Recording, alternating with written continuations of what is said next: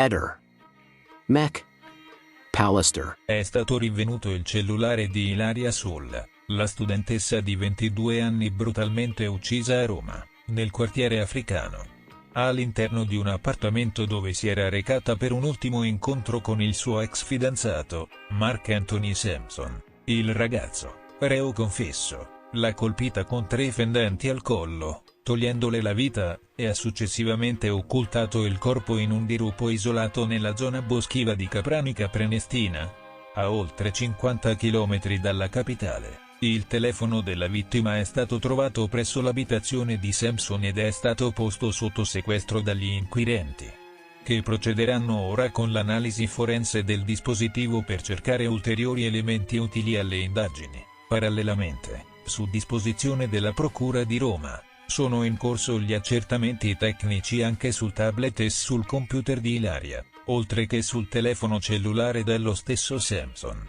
I dispositivi digitali, si apprende da ambienti investigativi, potrebbero contenere conversazioni, ricerche online e file multimediali in grado di restituire un quadro più dettagliato non solo dell'ultimo periodo vissuto dalla vittima, ma anche della condizione mentale e delle intenzioni del ragazzo prima del delitto. L'inchiesta è coordinata dal procuratore aggiunto Giuseppe Cascini, e a carico di Sampson sono state formalizzate accuse gravissime: omicidio volontario aggravato dalla relazione affettiva con la vittima e occultamento di cadavere. Anche la madre del ragazzo risulta indagata.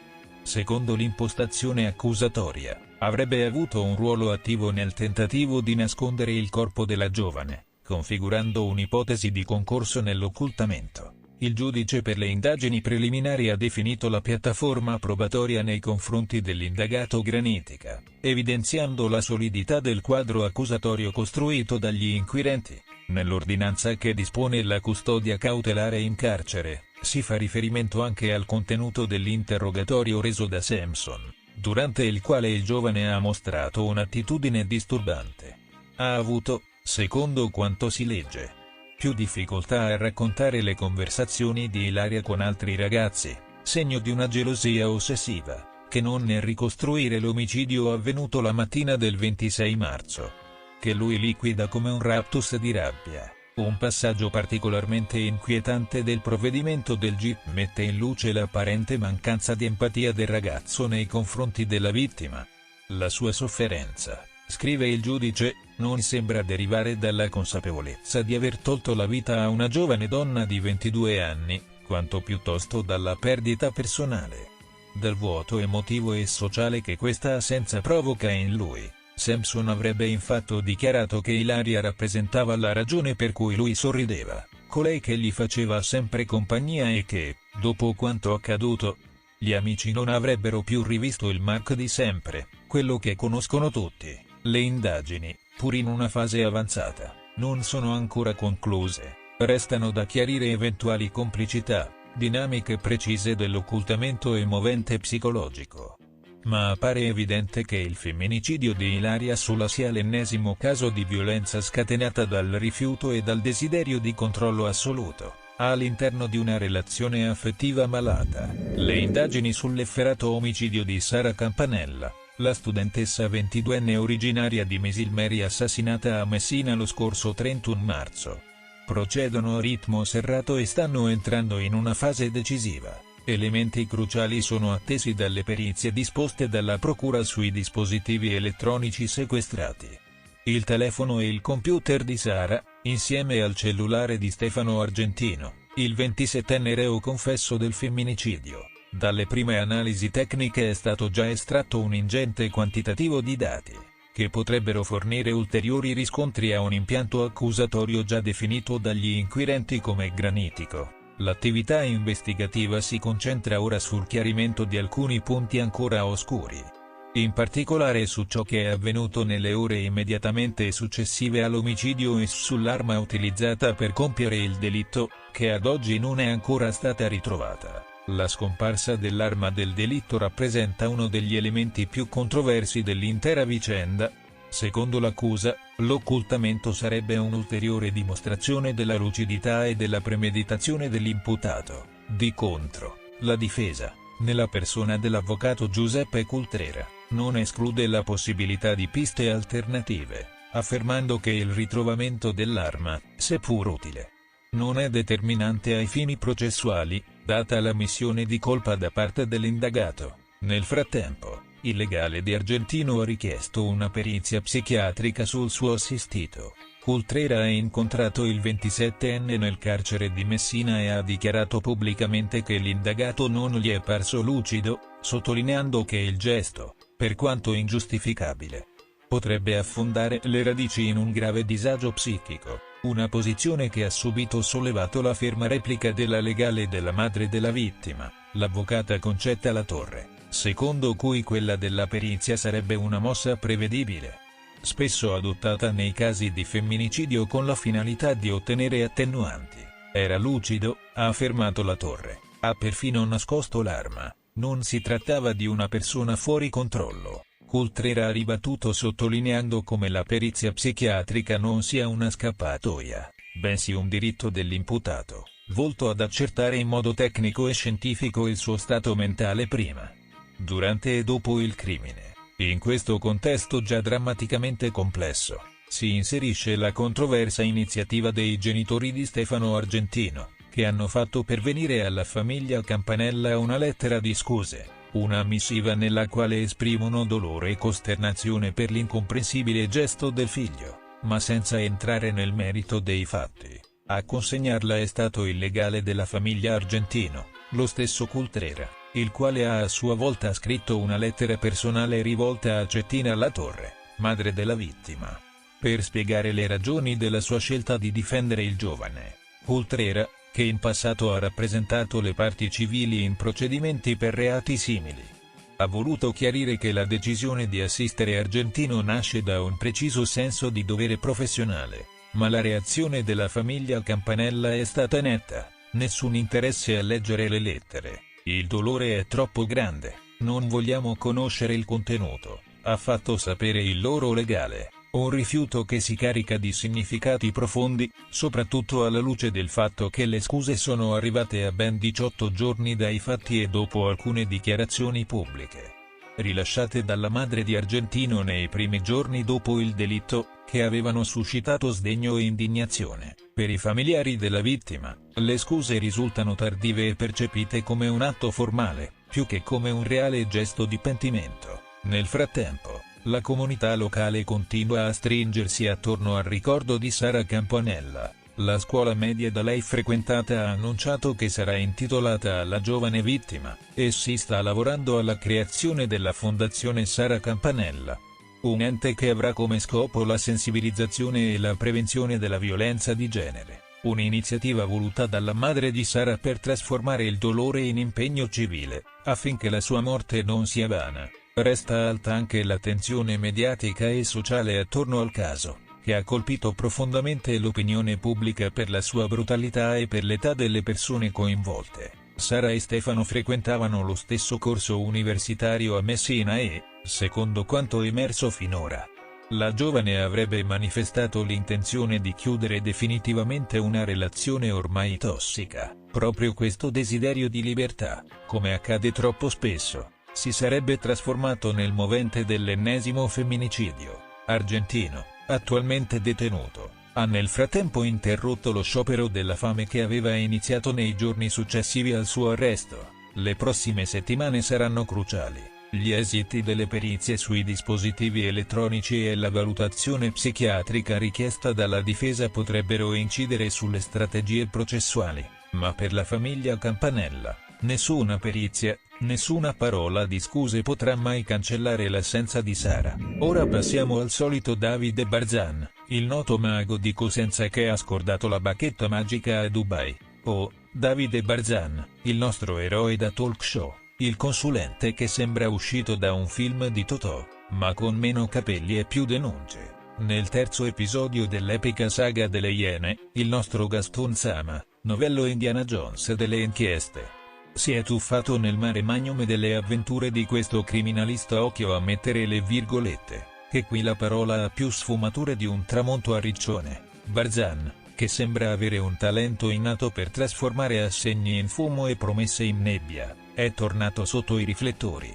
E noi siamo qui per raccontarvelo con un sorriso che neanche il miglior parrucchiere di Riccione potrebbe tagliare. Immaginate la scena, un tranquillo parrucchiere della Perla Verde, con le forbici in mano e il sogno di un negozio tutto suo, si rivolge a Barzan, che si presenta come il Gandalf del diritto, pronto a risolvere ogni problema con un colpo di bacchetta, o di assegno. La prima missione, un contratto d'affitto, va liscia come una piega perfetta. Questo tizio è un genio, pensa il nostro eroe coi pettini. Così, quando Barzan gli propone di comprare un negozio, il parrucchiere non ci pensa due volte. Tira fuori 30.000 euro di caparra, sognando già il cartello taglio and truffa sulla vetrina. Ma, sorpresa!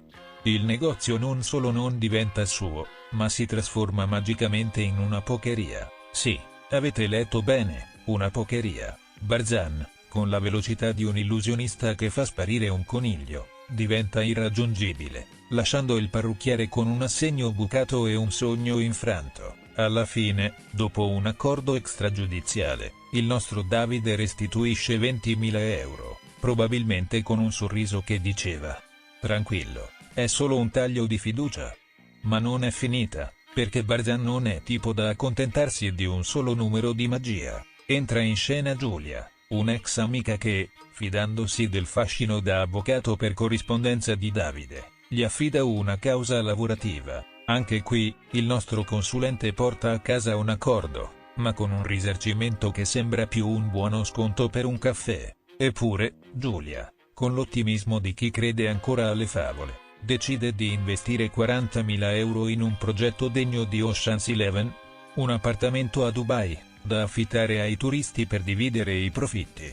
Spoiler, l'unico profitto è stato quello di Barzan, che sparisce come un miraggio nel deserto, lasciando Giulia a inseguire report sugli affitti che non arriveranno mai. Quando la ragazza, dopo problemi di salute, cerca risposte, scopre che il suo amico è più sfuggente di un gatto in un temporale, e, ciliegina sulla torta, viene a sapere della querela di Valeria Bartolucci, la moglie di Luis da Silva, che accusa Barzan di essersi spacciato per avvocato. Risultato?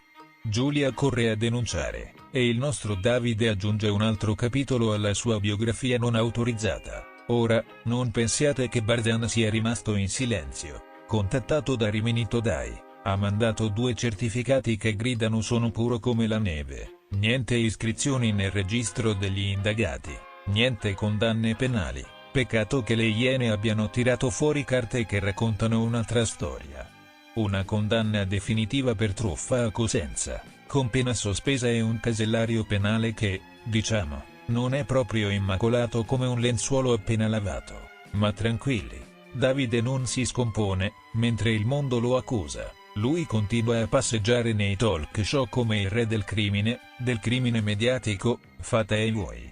E nelle ultime 24 ore, il web è un tripudio di ironia. Su X, c'è chi lo paragona a un truffatore che con quei capelli e la voce da Paperino non dovrebbe convincere nessuno. Eppure eccolo lì, a incantare mezza Italia. Un utente lo definisce il diavolo delle Iene, mentre un altro si chiede perché non sia già in galera con un curriculum che sembra un mix tra Catch Me If You Can e un episodio di Chi l'ha visto? E poi c'è Leggo.it che, fresco di stampa, rincara la dose. Barzan non solo avrebbe fatto sparire caparre, ma nel 2013 sarebbe stato denunciato per insolvenza fraudolenta da un albergatore di Salerno che lo ospitò per 11 mesi. Praticamente un residence a scrocco.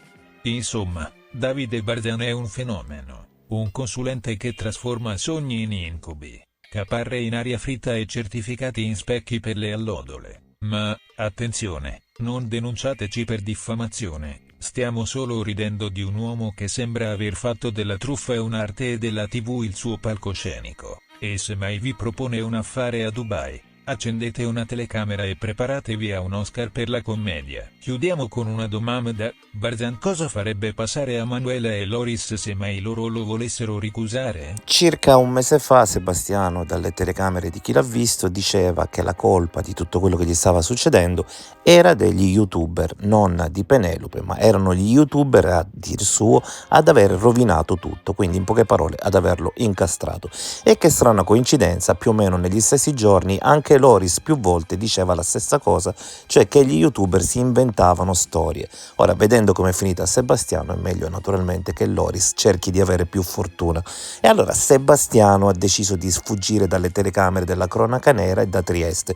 Giustamente uno che si vuole allontanare dalle telecamere della cronaca nera, dove se ne va se non a Trieste? Se ne va a Rimini. E infatti in questi giorni Sebastiano si aggira per Rimini e Riccione. Ma perché Riccione? Perché Sebastiano da un po' di tempo frequenta Riccione? Proprio perché, guarda caso, è amico di Loris, e la certezza l'abbiamo in particolare con la nuova moglie di Loris, che sul suo profilo Facebook è amica non di uno ma di una decina di profili di Sebastiano Visintin, e chissà che ormai Sebastiano, essendo a Riccione, non vada anche a fare qualche visitina all'amico Davide Barzan, che spesso su Trieste lo ha difeso. Guarda, sono 3 anni che vengo qua a Rimini proprio nel periodo pasquale. Non è che voglio scappare dalle interviste o quello o quell'altro. Questo è un posto a cui Liliana ci teneva e non sono mai riuscito a portarla. Il 26 aprile è il suo compleanno e allora lo vivrò per conto mio, pensando a lei, alle cose che avremmo potuto fare, ai viaggi, e veramente mi manca. E in questi 3 anni, 4 mesi mi hanno detto di tutto. Io non ho nessun problema, continuo la mia vita pensando a Liliana, pensando di averla vicino a me. Tante volte ci parlo anche qualche volta. Mi porto sempre qualcosa di Liliana con me, guarda. E così tu parli con lei e cosa le dici? No, non ci parliamo, me la sento vicino, capisci? È come se fosse lì con me. Tante volte dico, guarda, vedi questi posti qua purtroppo non sei riuscito a vederli. Li guardo io, poi forse ci vedremo. Come sai, sono stato iscritto nel registro degli indagati, di conseguenza assieme a Alice e Paolo Bevilacqua, che sono i miei avvocati, e il mio consulente, il dottor Barisani, il generale Garofano, abbiamo parlato, abbiamo cercato di mettere insieme le cose, e il mio avvocato adesso si sta interessando per avere dalla procura tutti gli elementi per poter analizzare, vedere cosa fare. Io spero di essere sentito in modo da poter vedere insieme quali sono le cose che magari la procura ha bisogno di avere delle risposte. Sono sereno, tranquillo e continuo nella mia vita. Hai avuto paura che si spegnessero i riflettori su di te, per cui la notizia di essere indagato per te che gioia è stata? Quanto ti sei reso conto di poter essere protagonista ancora grazie a questo evento? Ma guarda, diciamo che ce l'aspettavamo, e anche l'avvocato ha detto è meglio essere indagati e iscritti nel registro degli indagati perché abbiamo la possibilità di rispondere a questo. È una cosa positiva, cioè, capisci, in modo che io spero che anche altre persone vengano sentite e ognuno dovrà rispondere sulle cose che sono state dette prima, dopo, durante, capisci?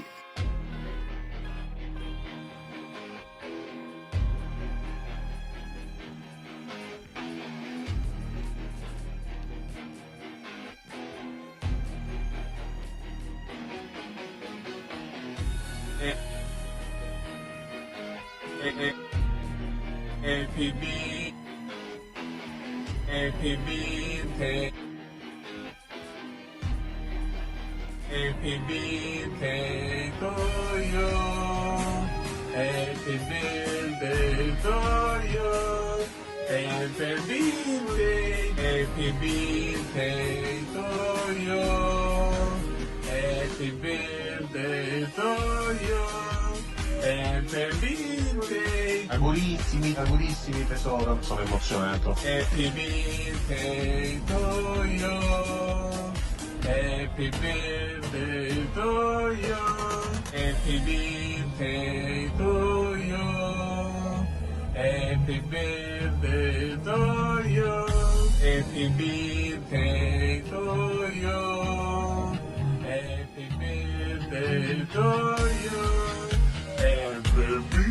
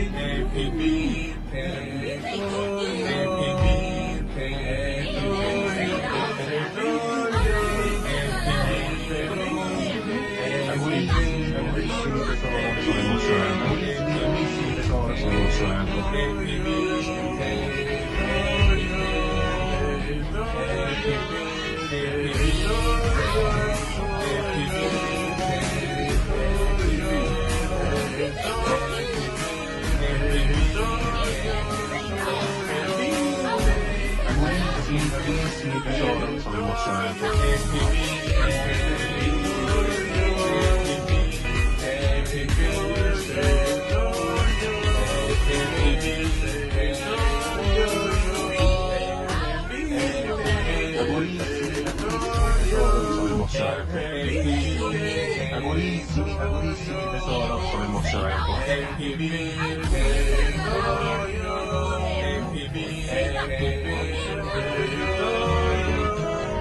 Ehi, non dimenticare di iscriverti a questo canale.